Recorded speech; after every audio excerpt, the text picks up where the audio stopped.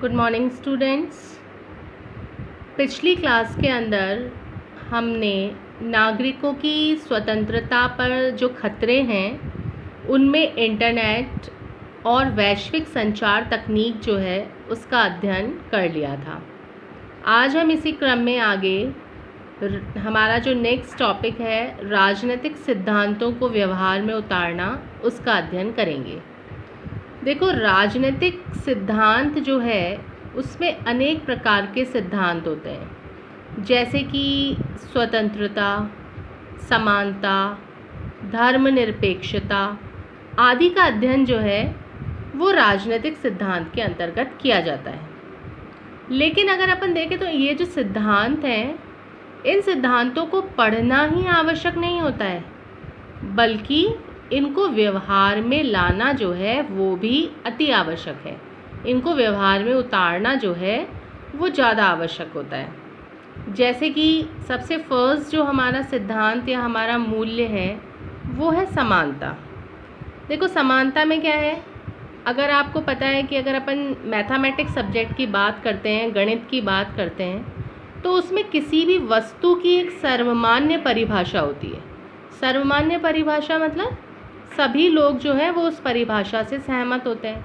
अगर आप त्रिभुज की परिभाषा देखेंगे तो आप किसी भी किताब में पढ़ लेंगे, त्रिभुज की परिभाषा जो है वो सब जगह पर समान ही होगी। वैसे ही अगर आप राजनीतिक सिद्धांत में सोचें कि सारे मूल्यों के प्रति, सभी सिद्धांतों के प्रति सबकी राय एक जैसी है, तो सबकी राय एक जैसी नहीं होती है, बल्कि क्या होती है, अलग अलग होती है। अब देखो, जैसे उदाहरण, हर व्यक्ति जो है वो सुविधा पाने का समान अधिकार रखता है। हर व्यक्ति को सुविधा पाने का अधिकार है, परंतु कई बार जैसे मान लीजिए आप किसी वस्तु के लिए प्रतीक्षा कर रहे हैं, लाइन में लगे हुए हैं उस वस्तु को प्राप्त करने के लिए, और कोई अन्य व्यक्ति आया और वो बिना लाइन में लगे ही उस वस्तु को पाने का क्या करता है, प्रयास करता है। तो हम क्या करते हैं, हम उसका विरोध करते हैं कि भाई जब लाइन लग रही है, सब लोग खड़े हुए हैं, तो आप आगे कैसे आ गए। और यदि उस व्यक्ति को पीछे भेज दिया जाता है तो हमको क्या होती है, खुशी होती है ना कि भाई समानता का अधिकार है सबको। परंतु कई बार वृद्ध और विकलांग व्यक्ति जो है उनके लिए विशेष सुविधा उपलब्ध कराई जाती है, जिसे अनुचित नहीं माना जाता है। अब आप देख रहे हो, आप लाइन में खड़े हो और तभी कोई वृद्धजन आ गया या फिर कोई विकलांग व्यक्ति आ गया, और अगर उसको पहले फैसिलिटी दे दी गई तो उस चीज़ को हम बुरा नहीं मानते हैं। क्यों नहीं मानते? क्योंकि उसकी स्थिति विशेष है। वो विकलांग है, वो ज़्यादा देर खड़ा नहीं रह सकता, या वो वृद्ध है इसलिए वो ज़्यादा देर खड़ा नहीं रह सकता।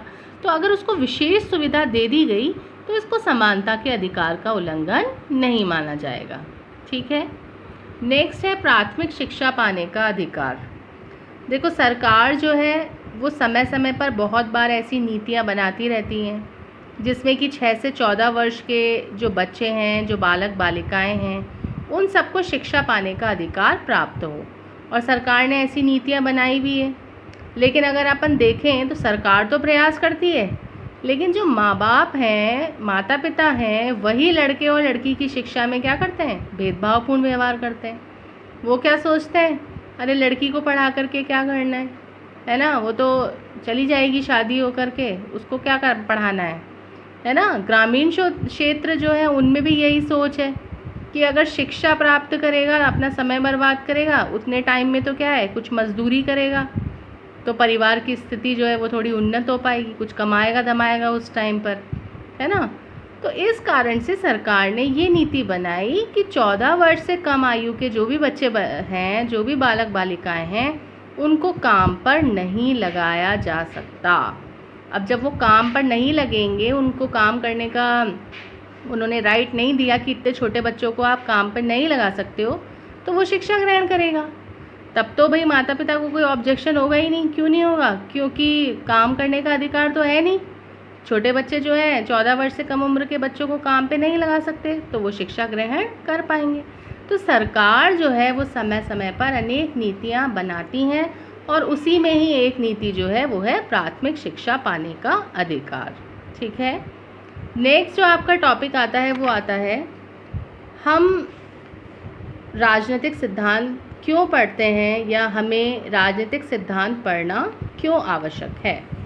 इसमें क्या है, देखो, राजनीतिक सिद्धांतों के अध्ययन में ये प्रश्न उपस्थित होता है कि राजनीतिक सिद्धांत पढ़ने क्यों ज़रूरी है, क्या ज़रूरत है ऐसी कि हमको राजनीतिक सिद्धांत पढ़ना चाहिए।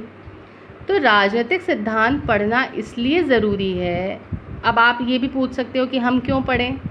जिसको राजनीति करनी है वो राजनेता पढ़े, या जो नीति बनाने वाला जो लोक सेवक है वो पढ़े, या जिसको राजनीतिक सिद्धांत पढ़ाना है वो अध्यापक पढ़े, या कानून की व्याख्या करनी है जिस वकील को वो पढ़े। परंतु इस विचार को सही नहीं माना जा सकता है। बहुत से ऐसे कारण हैं जिससे कि ये पता चलता है कि हमें राजनीतिक सिद्धांतों का अध्ययन क्यों करना चाहिए। अब देखो, इसको कुछ पॉइंट्स में बताया हुआ है।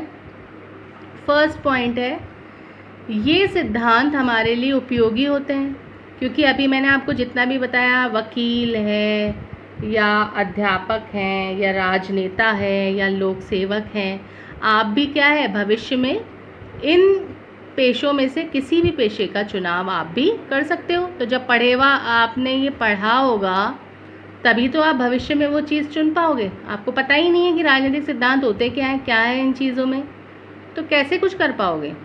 तो इन पेशों में से किसी को भी चुनने के लिए आपके लिए ये ज़रूरी है कि आप इनका अध्ययन करें। नेक्स्ट, ये सिद्धांत नागरिकों को राजनीतिक विचार और संस्थाओं की जानकारी भी देते हैं। अब अगर आपको राजनीतिक विचारों की जानकारी होगी, संस्थाओं की जानकारी होगी, तभी तो आप क्या कर सकेंगे, राजनीतिक मुद्दों पर अपने विचार जो है वो प्रकट कर सकेंगे। तो आपको अपने विचार अगर प्रकट करने हैं तो उसके लिए भी ये सिद्धांत आवश्यक होते हैं। ठीक है। नेक्स्ट, एक जागरूक नागरिक के रूप में आप अपनी भूमिका तभी निभा सकते हो जब आपको इन सिद्धांतों का ज्ञान होगा। तभी तो आप ये पता लगा पाओगे कि सरकार हमारे लिए जो भी कार्य कर रही है वो हमारे हित में कर रही है या हमारे अहित में कर रही है। ठीक है। नेक्स्ट, आज अगर आप देखो तो जीवन के हर क्षेत्र में भेदभाव है, और अपने से अलग धर्म के, जाति के, लिंग के जो लोग होते हैं वो उनसे हम पूर्वाग्रह रखते हैं। पूर्वाग्रह का मतलब है पहले से ये धारणा उनके लिए हम बना लेते हैं। लेकिन राजनीतिक सिद्धांत जो है वो हमको ये सोचने के लिए बाध्य करता है कि हम जो व्यवहार दूसरों के साथ कर रहे हैं कहीं वो अनुचित तो नहीं है। हमारे द्वारा जो बिहेवियर किया जा रहा है दूसरों के साथ, क्या वो सही है। तो ये सोचने का जो तरीका है या ढंग जो है ये हमें इन सिद्धांतों को पढ़ने के बाद ही आता है। और जो लास्ट पॉइंट है उसमें राजनीतिक सिद्धांत पढ़ना चाहिए। क्यों?